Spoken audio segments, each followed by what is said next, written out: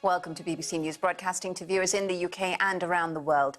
It's 7 in the morning here in Singapore and in Manila, where there's been a big strategic development in the Pacific rivalry between the US and China, with America sealing a deal to greatly increase its military presence in the Philippines.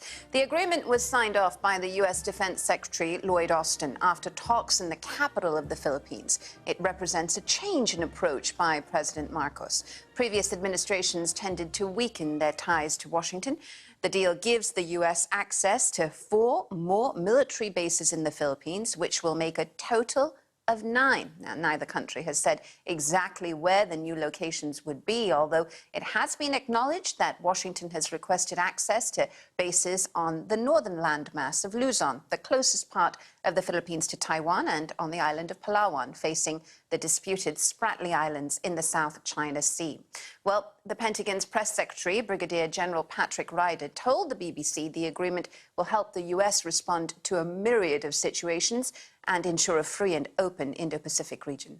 By having like-minded partners working together, as I mentioned, our focus is on preserving a free and open Indo-Pacific, a region where decisions are made on a rules-based international order that's largely preserved the peace, not only in that region but worldwide since World War II. And so, again, this is a continuation and an enhancement of an alliance that we've had with the Philippines for a very long time. Well, China has reacted to the announcement by suggesting that America was trying to trick the Philippines into a trap and trying to push Manila into the front line of confrontation with China.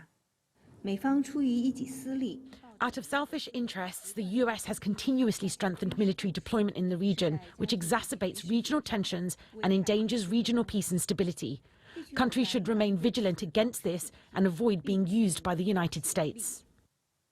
Well, I'm joined now by Gregory Poling, a senior fellow at the Center for Strategic and International Studies in Washington and the author of a recent book on territorial disputes in the South China Sea. It's great to get you on the program. And, we've heard now from both the US and China. In your view, how significant is this agreement? It is pretty significant. The American government has made commitments, explicit commitments to the Philippines since at least 2019 to defend Filipinos if they come under attack in the South China Sea. And it's always been pretty clear that it couldn't do that from Guam or Okinawa. It needed more access to Philippine facilities. So that's directly important. The other piece is this is part of an 18-month-long now process of strengthening the alliance. It's just one of a series of agreements that have been ongoing. What does it say, do you think, about the relationship that the Philippines has with both China and the US? Because, of course, it has had in the past to strike a delicate balance between the two. Well, in your intro, you pointed out the previous government of Rodrigo Duterte did really bend over backward in an attempt to appease Beijing, improve ties with China, even at the cost of the longstanding alliance with the United States. And China's response to that was to not reciprocate. It didn't deliver aid or investment as requested or as promised.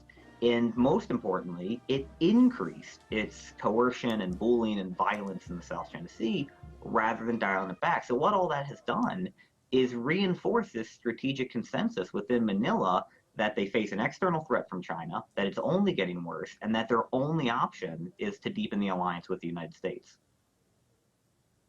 And I just wonder what you think of the sort of wider region, Gregory, given the fact that, the Philippines and that relationship between the US and China is just one of example of the countries that are caught in the middle of these two superpowers. Do you think that many other Asian countries might be looking at this and thinking we might do the same thing? Well, I don't think that you're going to see the same kind of tightening with non-allies, right? So the Philippines, Japan, Australia and the Republic of Korea are in a camp of their own as longstanding U.S. allies, and in the case of Japan and the Philippines, as the direct targets of Chinese coercion. We should not discount the agency of these countries. The Philippines is not doing this because it's been tricked by the U.S. The Philippines is doing this because it's been kicked around by China for more than a decade. Other countries, though, are deepening security and diplomatic cooperation, both with the U.S. and with each other and other parties like the Japanese, largely because they don't like what they see from China's behavior. Gregory Poling, the Senior Fellow at the Center for Strategic and International Studies in Washington. Thank you so much for joining us on the program with your insights and analysis. Thank you. Well, just some news for you now on a developing story that's just come through in the last 20 minutes or so. The U.S. has said it's been monitoring a suspected Chinese surveillance balloon that has been spotted in the skies over the northern U.S. this week. Now, U.S. officials say they are confident, those are their words, that this high-altitude surveillance balloon belongs to China.